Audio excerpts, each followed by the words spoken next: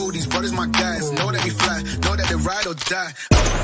Why they wanna move like that? Where you want gone? Why you want act like that? Why you play?